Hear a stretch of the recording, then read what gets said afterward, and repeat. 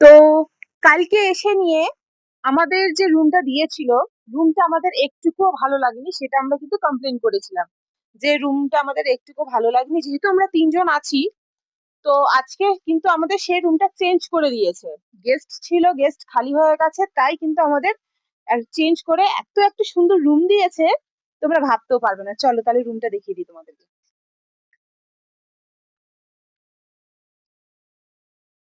একদম ফ্রন্টে রুম দিয়েছে, কালকে কিন্তু আমাদের ব্যাকে রুম দিয়েছিল পেছনের দিকে। আজকে রুমটা কিন্তু খুব সুন্দর। এগুলোকে তোমরা কিন্তু একদম ইগনোর করবে, কারণ এগুলো কিন্তু আমাদের লাগেজ। এই যে আমাদের রুম, দুদিকে জানলা, দুটো বেড আছে, খুব সুন্দর লাগছে। এখানে বসার জন্য সোফা আছে, এখানে আয়না আছে, খুব ভালো লাগছে। এটা কি আছে আমি জানি না, তুমি খুলে দেখে নি। বন্ধ এটা, হয়তো এর সাইডে কোনো রুম আছে, ওই জন্য এটা বন্ধ করে রেখেছে। আর এটা হচ্ছে বাথরুম।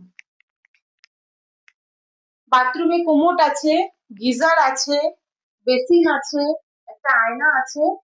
ঠিক আছে, নর্মাল, খুব সুন্দর লাগছে, খারাপ না।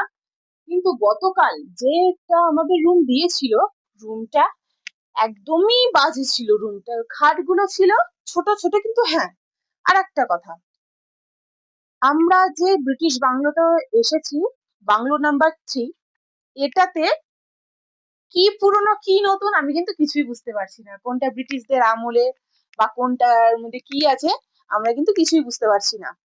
আর এগুলোকে এখন ইগনোর করে যেহেতু ভালো রুম পেয়েছি, সেটাকে এনজয় করি। এদিকে দেখতে পাচ্ছ, খুব সুন্দর একটা বড় জানালা, খুব সুন্দর। এখানে দাঁড়িয়ে থেকে বাইরে কিন্তু প্রাকৃতিক আবহাওয়া নেওয়া যাবে।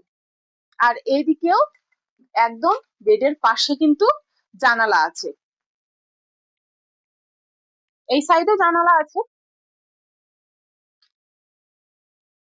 এখন কিন্তু আমার এই রুমটা খুবই পছন্দ